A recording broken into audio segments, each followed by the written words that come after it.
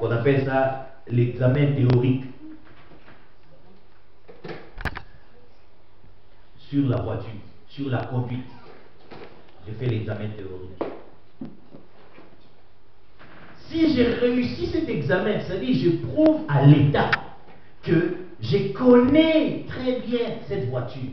Je sais comment marcher ensemble dans des lieux publics avec cette voiture. L'État dit, ok, mais je ne te fais pas toujours confiance.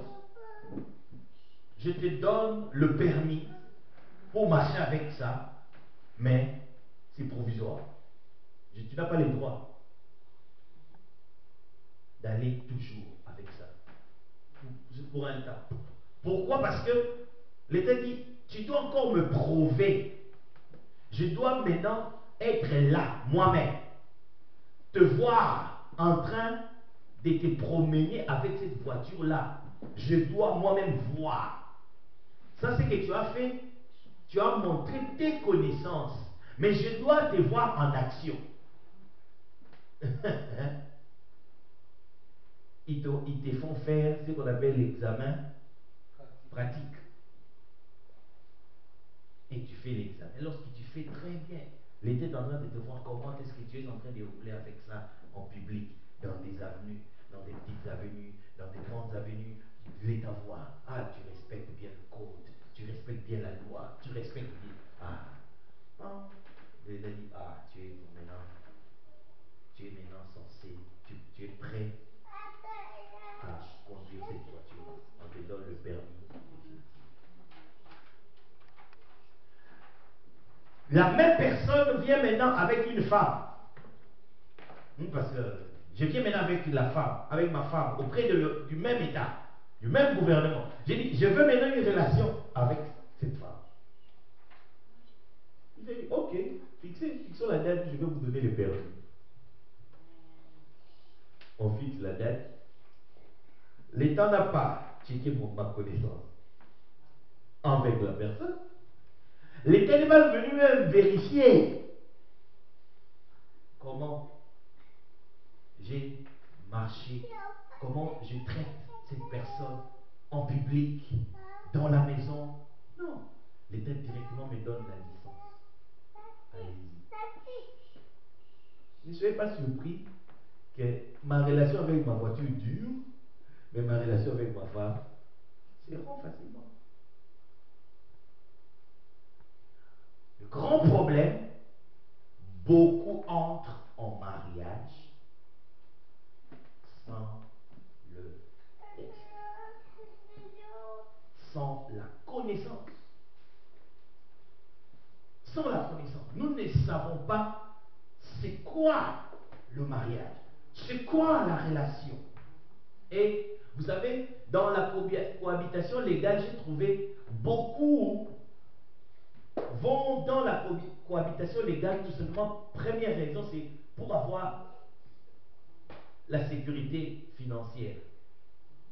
Beaucoup préfèrent la cohabitation légale pour protéger les finances. Ils refusent le mariage et ils vont vers la cohabitation légale dans le but de pouvoir protéger leur héritage, leurs finances. Beaucoup aussi entrent dans la cohabitation légale dans le but de pouvoir amoindrir. J'ai dit, ce sont des raccourcis que les hommes ont créés. Amoindrir les droits et les obligations. On a la facilité de rompre le lien facilement. Vous savez, dans le mariage, ce sont des longs... c'est de longues procédures lorsque vous voulez divorcer. Ah, très longues procédures. Alors, avec la cohabitation, les gars, on fait là, je l'enlève seulement de... Comment on appelle ça? De la composition du ménage, c'est fini. C'est fini. Et les gens choisissent la cohabitation légale aussi pour des statuts sociaux. Vous savez, nous sommes en Europe. Lorsque toi, l'homme, tu n'as pas de papier, on dit que la femme a plus de papier. Les gens choisissent aussi la femme. Vous ne devez pas vous marier pour ces raisons-là. On ne se marie pas pour changer sa situation financière. Non. On ne se marie pas pour pouvoir avoir les droits et les obligations sur l'autre. Non. On ne se marie pas pour après rompre le lien. Non. Et on ne se marie pas à cause pour changer son statut dans la société. Non. C'est une grave erreur. J'aime toujours dire, je l'ai écrit sur ma page Facebook, je crois que c'était hier ou avant-hier, j'ai dit, l'amour, vous savez, à l'église souvent on prône ça. Le mariage ne se base pas avec l'amour.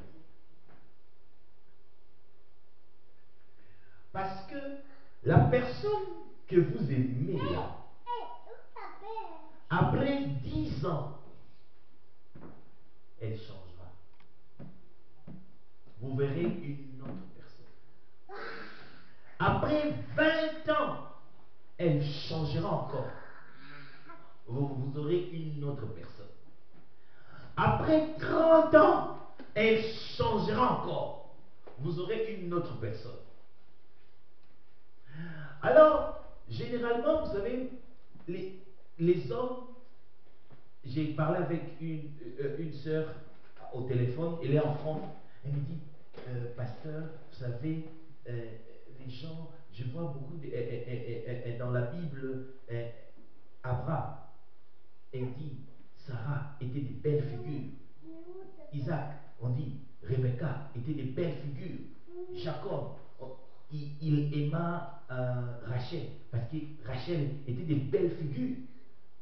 Hein? Vous ne voyez pas, et il dit, c'est comme une obsession. J'ai dit, as-tu déjà vu un homme qui cherche une femme qui n'a pas de belles figures? Elle rit. J'ai dit, oui, tous les hommes cherchent des femmes qui ont de belles figures. Mais attention, on ne se marie pas parce que tu as une belle figure. Parce que ce n'est pas la même figure que tu auras après 30 années. Si tu bases ton mariage parce que ta femme est jolie, parce que ta femme est belle, et bien, mon frère, je te dis, dans 30, dans 20 ans, tu auras une autre personne. Tu auras une autre personne. Si vous voulez faire durer votre mariage, votre relation, c'est la décision. C'est la décision. Généralement, je vais vous dire une chose. J'ai vu des gens là qui prenaient, des gens qui prenaient leur femme. Oh, ma femme, c'est la plus jolie du monde. Non, non, non, non. Vous savez, les pasteurs savent bien parler. Vous savez, le jour où Dieu l'a créé, ils inventent toutes les histoires. Je sais même, ils inventent. Après quelques temps après, on attend, ils divorcent. Ils divorcent.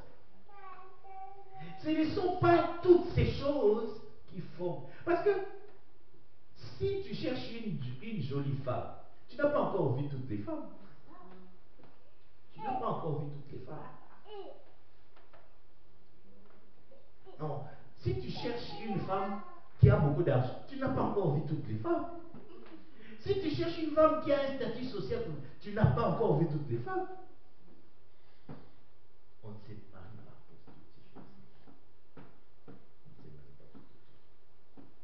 Le mariage doit être motivé par votre décision personnelle. Du reste, on vous reconnaît comme une bonne femme, comme un bel homme, lorsque vous savez respecter votre parole.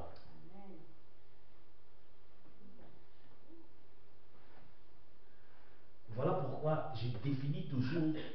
Vous savez, en français, on dit toujours amour. Hein? Mais dans la Bible, par exemple, la Bible est écrite en araméen, en grec. Chez les Grecs, ils ont 4 façons de décrire l'amour. Les Grecs ont 4 méthodes de décrire l'amour. Chez les Grecs, il y a ce qu'on appelle l'amour éros. Cela veut dire l'amour qui est lié à la chair, au corps. Généralement, je crois que lorsque vous aimez une femme qui a un joli corps, qui a une belle figure, C'est pas de l'amour, c'est Eros. Si on utilisait le terme selon leur conception, on ne pouvait pas dire, lorsque je vois par exemple Ariane, je dis, ah Ariane, tu es jolie, j'aimerais t'épouser, je t'aime. Avant, je ne devais pas dire, j'allais dire, je t'éros. Parce que j'ai une attirance corporelle, charnelle envers elle. Et vous avez les corps.